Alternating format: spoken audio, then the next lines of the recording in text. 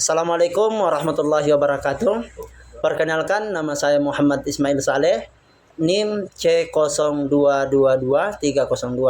Saya perwakilan dari kelompok 4 akan menjelaskan materi terkait dengan pendapatan bank. Baik, langsung saja.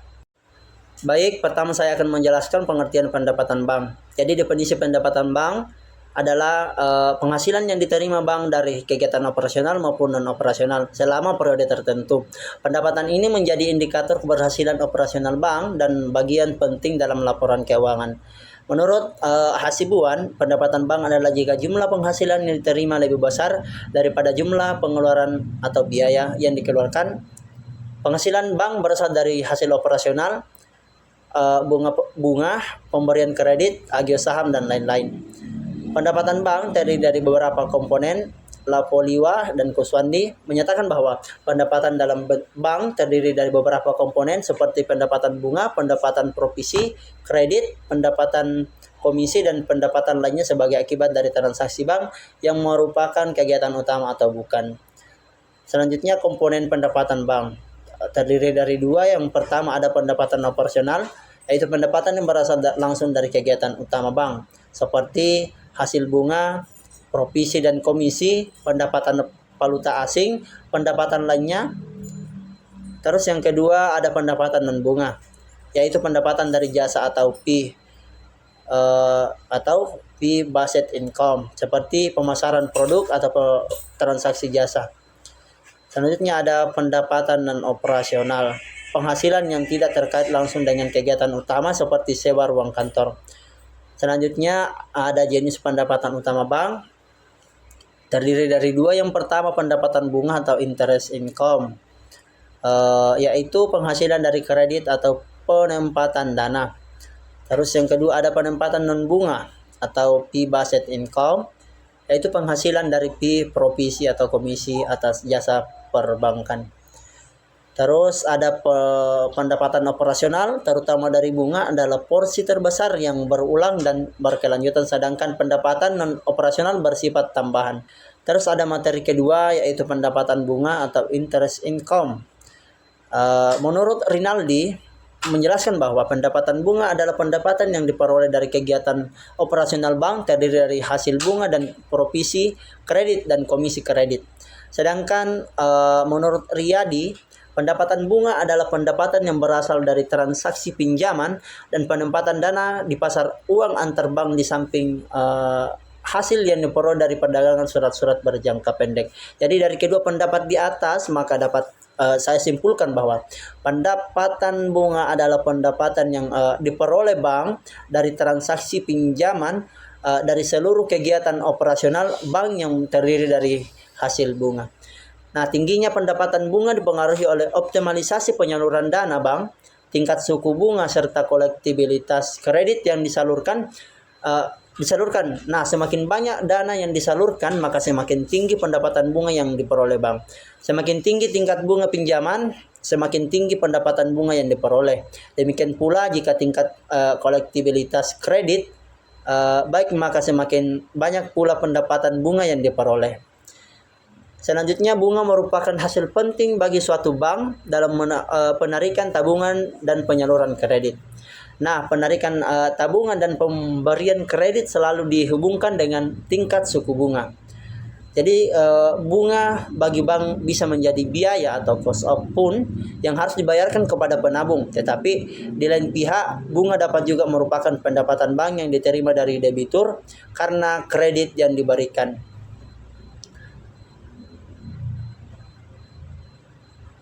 Menurut Hasibuan tahun 2008. Selanjutnya ada pendapatan non bunga. Ini materi ketiga. Definisi dari pendapatan non bunga atau fee based income adalah penghasilan operasional bank yang berasal dari jasa-jasa yang diberikan, tidak termasuk pendapatan bunga. Contohnya adalah jasa transfer, clearing, inkaso, dan lainnya yang mendukung aktivitas utama perbankan. Ini menurut Budi Santoso di tahun 2016. Selanjutnya dalam PSAK pernyataan standar akuntansi nomor 31 bab 1 huruf A angka 3 dijelaskan bahwa dalam aktivitas produktif seperti kredit dan surat-surat berharga juga memberikan komitmen dan jasa lain yang digolongkan sebagai fee-based income atau balance sheet activities. Jadi dapat ditarik kesimpulan bahwa fee-based income adalah penerimaan yang didapat dari bank atas jasa-jasa yang diberikan oleh bank. Terus ada menurut Taswan menyatakan bahwa tentang fee-based income adalah sebagai berikut. Pengelolaan bank dalam melakukan kegiatannya juga selalu dituntut senantiasa menjaga keseimbangan pemeliharaan likuiditas dengan kebutuhan profitabilitas yang wajar serta modal yang cukup sesuai dengan penanamannya. Hal tersebut perlu dilakukan karena bank dalam usahanya selain menanamkan dana dalam aktiva produktif juga memberikan komitmen jasa-jasa lainnya yang menghasilkan fee-based income atau pendapatan non bunga. Selanjutnya ada sumber-sumber pendapatan non bunga. Yang pertama itu ada kiriman uang atau transfer. Yang kedua ada clearing. Terus ketiga ada inkaso, yaitu penagihan wakat dari luar kota atau luar negeri dengan waktu pengelolaan tertentu. Terus keempat ada safe deposit box atau SDB, yaitu penyewaan kotak penyimpanan untuk dokumen atau benda berharga nasabah. Terus kelima ada letter of credit, yaitu fasilitas untuk mendukung transaksi dagang, khususnya ekspor impor termasuk antar pulau. Terus ada keenam ada payment point, yaitu layanan pengumpulan pembayaran atau setoran untuk berbagai kebutuhan.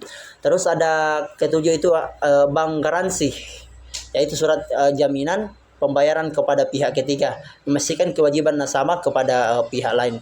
Terus kedelapan ada bank card, yaitu kartu pembayaran yang dapat digunakan untuk belanja atau tarik tunai di ATM. 9 ada bank notes, yaitu penjualan uang kartal asing untuk transaksi lintas negara. 10 ada travelers check out. Cek perjalanan untuk wisatawan digunakan sebagai alat pembayaran aman. Terus terakhir itu ada jasa pasar modal. Peran bank dalam pasar modal mencakup yang pertama ada penjamin emisi, kedua wali amanat, perantara, keempat ada pengelolaan dana atau investment company. Jadi dapat saya simpulkan bahwa fee-based income mencakup berbagai jenis layanan jasa bank yang mendukung profitabilitas melalui aktivitas non bunga. Pendapatan ini penting untuk diverifikasi sumber pendapatan bank. Nah, sekian materi yang dapat saya sampaikan, kurang lebihnya mohon dimaafkan. Saya akhiri dengan ucapan wallahul muwaffiq ila aqwamit thariq. Assalamualaikum warahmatullahi wabarakatuh. Perkenalkan, nama saya Kartina Wulandari. Di sini saya akan melanjutkan materi yaitu prinsip dasar akuntansi pendapatan bank. Nah, beberapa prinsip dasar akuntansi yang sangat relevan dan dalam pencatatan pendapatan bank. Yang pertama itu ada Revenue Recognition Principle atau prinsip pengakuan pendapatan. Nah, pendapatan diakui ketika jasa perbankan telah diberikan atau ketika risiko dan manfaat kepemilikan suatu aset telah berpindah ke pihak lain. Yang kedua yaitu matching principle atau prinsip kesesuaian. Nah, beban yang terkait dengan pendapatan harus diakui pada periode yang sama dengan periode ketika pendapatan tersebut dihasilkan. Kemudian yang ketiga itu ada accrual basis accounting atau prinsip akuntansi akrual. Nah, transaksi diakui ketika terjadi atau terlepas dari kapan kas diterima atau dibayarkan. Kemudian yang keempat itu konsistensi principle atau prinsip konsistensi. Nah, metode akuntansi yang dipilih harus diterapkan secara konsistensi dari satu periode ke periode berikutnya. Hal ini memungkinkan pengguna laporan keuangan untuk membandingkan kinerja bank dari waktu ke waktu. Kemudian yang kelima itu full disclosure principle atau prinsip pengungkapan penuh.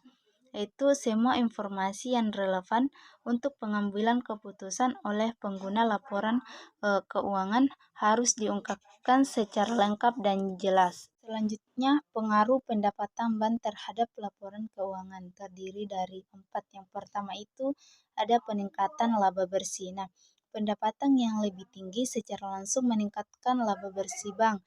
Semakin besar pendapatan, semakin besar pula potensi yang laba yang dapat diraih, dan pendapatan yang stabil memungkinkan bank untuk mengalokasikan dana lebih banyak untuk meningkatkan efisiensi operasional seperti teknologi dan sumber daya manusia yang pada akhirnya akan berdampak positif pada laba. Kemudian yang kedua itu ada penguatan posisi keuangan. Nah, pada bagian aset, pendapatan yang tinggi memungkinkan bank untuk meningkatkan aset seperti penyaluran kredit dan investasi. Peningkatan aset ini akan memperkuat struktur neraca bank. Kemudian, pada bagian liabilitas, pendapatan yang stabil memungkinkan bank untuk mengelola liabilitas dengan lebih baik seperti kewajiban kepada nasabah dan pemegang saham. Kemudian yang ketiga itu ada meningkatkan likuiditas. Ya, pendapatan yang masuk akan meningkatkan cadangan kas bank. Cadangan kas yang memadai akan meningkatkan likuiditas bank dan kemampuannya untuk memenuhi kewajiban jangka pendek. Kemudian yang keempat itu ada memperkuat capital adequacy ratio atau CAR, yang dimana pendapatan yang tinggi dapat digunakan untuk meningkatkan modal inti bank. Peningkatan modal inti akan meningkatkan CAR yang merupakan indikator kesehatan keuangan bank. Selanjutnya perkenalkan, nama saya Muflia Herati sebagai pemateri terakhir. Nah, di sini saya akan menjelaskan 3 sub pembahasan. Yang pertama itu mengenai resiko dalam pengakuan pendapatan bank. Nah, dalam hal ini ketika kita membahas mengenai resiko, tentunya akan berpotensi pada kerugian atau ketidakpastian yang nantinya akan mempengaruhi pencatatan dan pengakuan pendapatan bank. Nah, terdapat beberapa resiko dalam hal ini. Yang pertama itu mengenai kredit bermasalah atau non-performing loan, di mana terjadi ketika debitur mengalami gagal bayar sesuai jadwalnya, sehingga dalam hal ini bank ini harus mengurangi atau menghapus pengakuan pendapatan. Nah, yang kedua itu mengenai fluktuasi pasar, di mana pendapatan yang berasal dari surat berharga atau instrumen lainnya ini sangat berpengaruh atau bergantung pada kondisi pasar yang nantinya akan menyebabkan penurunan pendapatan. Kemudian yang ketiga itu penurunan kualitas kredit, yang dimana jika portofolio kredit bank mengalami penurunan kualitas, maka bank akan mengalokasikan cadangan kerugian penurunan nilai, dan hal ini karena dapat mempengaruhi kemampuan untuk mengakui pendapatan bunga. Nah, yang keempat itu mengenai manipulasi dalam pengakuan pendapatan, yang dimana biasanya ini terjadi ketika pendapatan diakui terlalu cepat, misalnya mengakui pendapatan dari kredit yang belum pasti atau belum ada kejelasannya. Kemudian yang kelima itu mengenai perubahan regulasi. Sebagai contoh, implementasi PSAK 71 yang ketat dalam pengakuan pendapatan dan penurunan kredit dapat memberikan tekanan tambahan bagi bank. Nah, kemudian yang terakhir itu mengenai risiko operasional, yang dimana terjadi kesalahan atau pelanggaran yang menyebabkan pengakuan ini tidak sesuai. Nah, pembahasan yang selanjutnya itu mengenai standar akuntansi yang mengatur pendapatan bank, yang dimana standar akuntansi yang mengatur pendapatan bank ini tentunya sangat krusial untuk keakuratan laporan keuangan bank yang memberikan pedoman yang jelas dan akuntabilitas. Nah, standar akuntansi yang umum digunakan dalam akuntansi perbankan adalah yang pertama, yaitu PSAK nomor 31, di mana secara khusus mengatur akuntansi perbankan mengenai pengakuan, pengukuran, penyajian, dan pengungkapan berbagai transaksi. Nah, yang kedua itu IFRS. Nah, di mana banyak bank di dunia yang mengadopsi IFRS sebagai standar pelaporan keuangan, termasuk Indonesia dalam akuntansi perbankan. Untuk pembahasan yang terakhir itu mengenai perkembangan pendapatan bank di era digital, di mana pada era digital ini tentunya pendapatan bank akan mengalami transformasi dengan berbagai peluang dan tantangan baru. Sebagai contoh, yang pertama itu sumber pendapatan baru melalui layanan digital seperti mobile banking dan internet banking. Kemudian yang kedua itu fee-based income dari kolaborasi dengan Finex, di mana semakin sering yang melakukan kolaborasi untuk menyediakan layanan digital, maka memungkinkan bagi bank untuk mendapatkan pendapatan berbasis komisi. Kemudian yang ketiga itu mengenai operasi big data, di mana dalam hal ini tentunya bank dapat meningkatkan pendapatan melalui penjualan produk tambahan seperti asuransi dan reksadana. Kemudian yang keempat itu adalah pendapatan dari API dan open banking, di mana di bawah konsep open banking bank menyediakan akses API, yaitu API atau Application Programming Interface, di mana yang nantinya bank mendapatkan pendapatan berbasis penggunaan API. Kemudian yang kelima itu adalah efisiensi operasional yang meningkat, di mana yang memungkinkan bank untuk menawarkan produk dengan margin yang lebih baik. Kemudian yang keenam itu mengenai tantangan dari cyber security. Cyber security ini merupakan serangan siber yang dapat merusak kepercayaan nasabah dan akan mengalami nantinya bank akan mengalami kerugian. Nah, kemudian yang ketujuh itu adalah kompetensi dalam Finex dan neobank, yang dimana dalam hal ini menawarkan layanan tanpa biaya yang nantinya akan menjadi pesaing serius. Kemudian yang terakhir yaitu mengenai regulasi yang lebih ketat. Nah, dalam hal ini mempengaruhi struktur pendapatan bank, terutama dalam hal pengelolaan dana dan kepatuhan hukum.